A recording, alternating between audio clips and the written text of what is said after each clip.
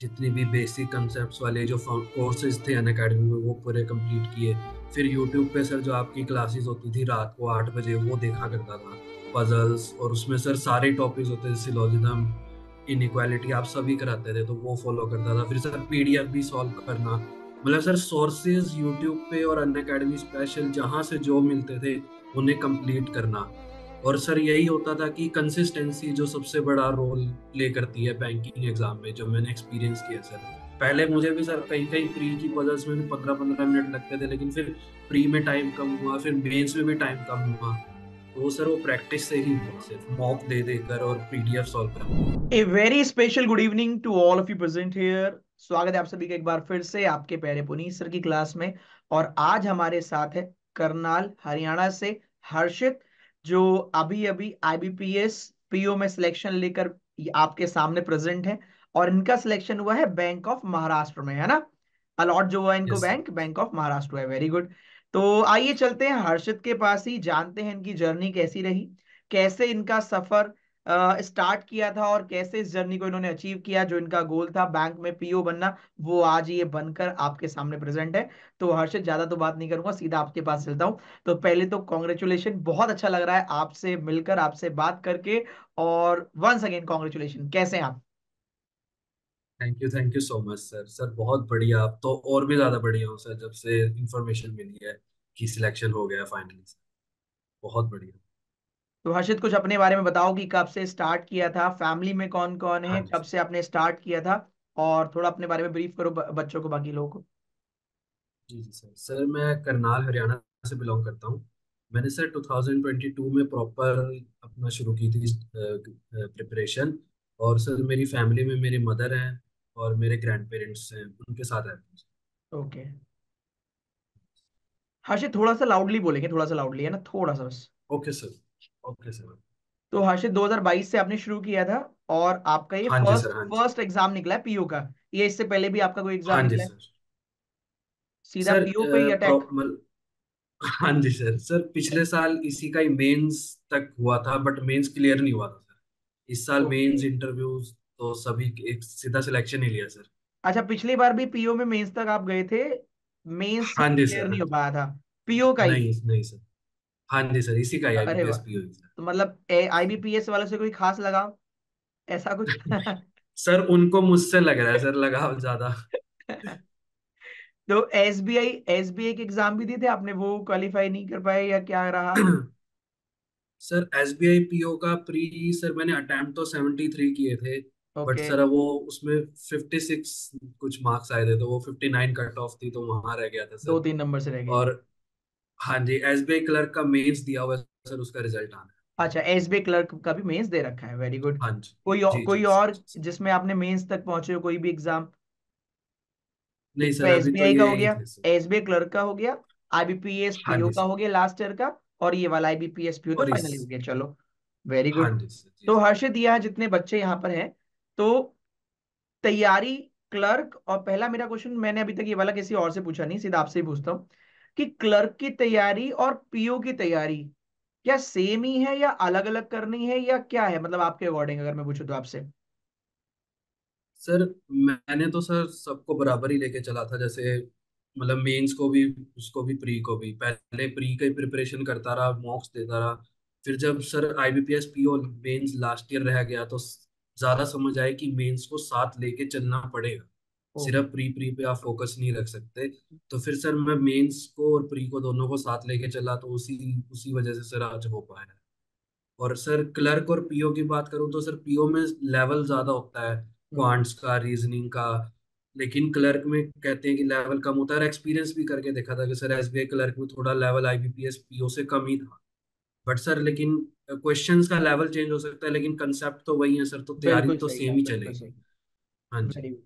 तो मैं अगर इसमें से कंक्लूजन निकालूं तो ये है कि आपको जितने भी एस्पिरेंट हैं, उनको ऐसे नहीं करना कि पहले भाई प्री कर लीजिए आराम से, फिर जब हाँ एग्जाम आ हाँ। जाएगा या क्वालिफाई कर जाएगा तो मेंस पढ़ लेंगे। क्योंकि कुछ बच्चों के नहीं साथ नहीं, ना बिल्कुल ये नहीं सर। ये गड़बड़ कर देते हैं, कुछ बच्चे उनका प्री निकल जाता है, फिर उनको लगता है अरे यार अब तो बहुत कम दिन बचे हैं, अब कैसे सिलेक्शन लेंगे। हाँ फिर वो जी ये हाँ गलती जी। सुधारते हैं, जबकि उनका फर्स्ट अटेम्प्ट में निकल सकता था एग्जाम।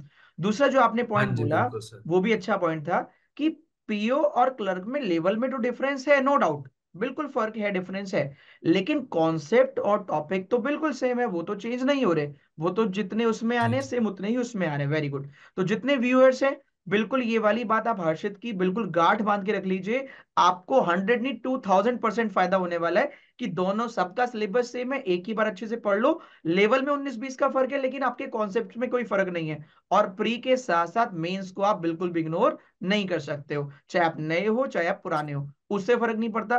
क्योंकि क्या फायदा है आप अपना 1 साल का अटेम्प्ट अगर आपने प्री निकालते खराब करने का, कोई तर्क नहीं बनता। तो आप अच्छे से तैयारी करो एक ही बारी में। ठीक है हर्षित, तो अब हर्षित अब मेरे को आप ये बताइए कि रीजनिंग में आपने किस तरीके से तैयारी की, और रीजनिंग में आपका क्या अप्रोच रहा। और फिर मैं रीजनिंग के अंदर आपसे 2 क्वेश्चन फिर उसके बाद पूछूंगा, पहले आप रीजनिंग में बताओ, रीजनिंग में आपका क्या अप्रोच रहा। सर जब स्टार्ट किया था तो सर पहले आपकी क्लासेस से ही स्टार्ट किया था, आपके सारी जितनी भी बेसिक कंसेप्ट्स वाले जो कोर्सेज थे अन अकेडमी में वो पूरे कंप्लीट किए।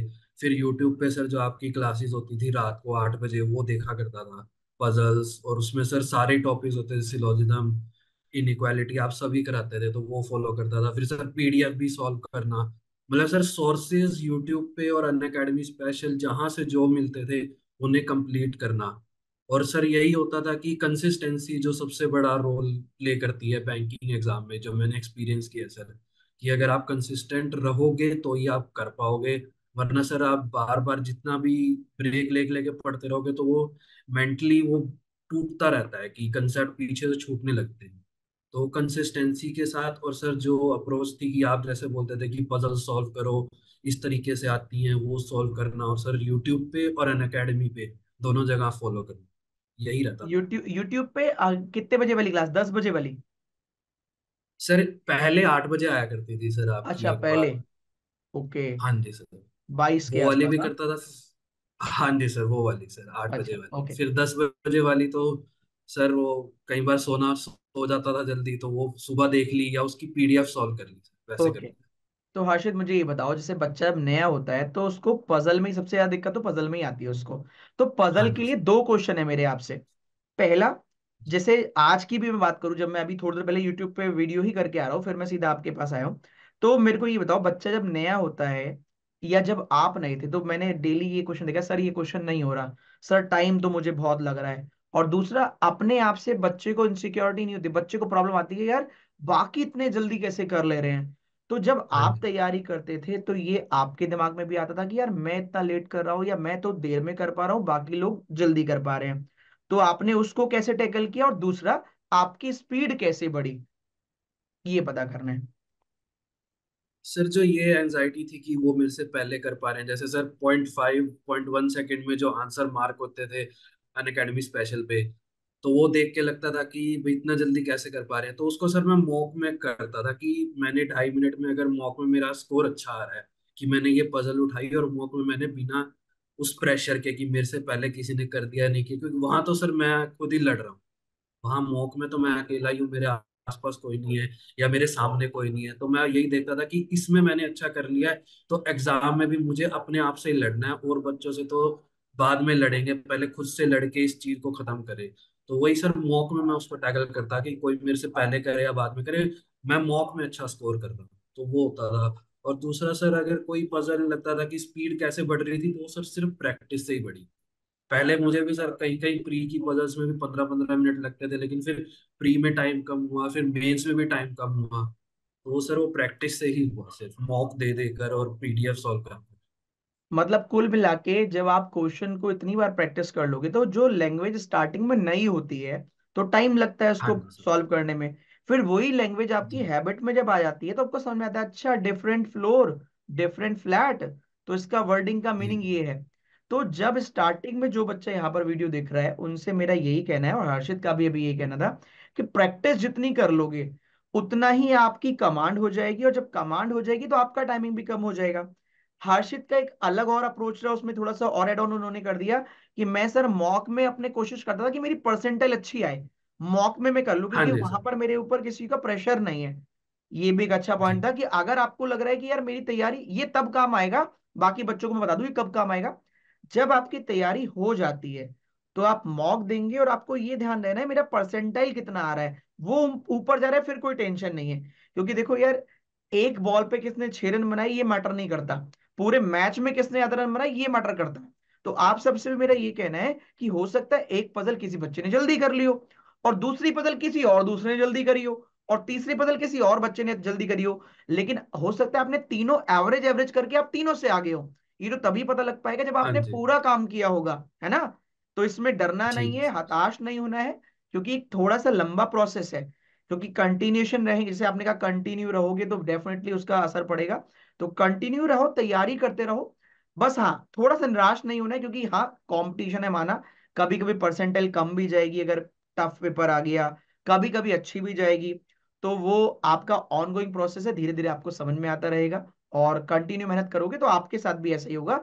आज जो पजल 15 मिनट में कभी बन रही थी, जैसे आपने भी बताया, तो कभी कभी वो पजल 2-3 मिनट में बनेगी, लेकिन वो टाइम लेगी स्टार्टिंग में। तो लगे रहिए, रुकिए मत, बस रुकना नहीं है। ठीक है हर्षित। हर्षित मेरे को बताइए, आप इंग्लिश का बताइए, इंग्लिश की तैयारी आपने कैसी की? सर जब बेसिक जो चैप्टर्स थे, जो कंसेप्ट थे, वो तो सर विशाल परियार सर की जो स्टार्टिंग में मैंने देखी थी।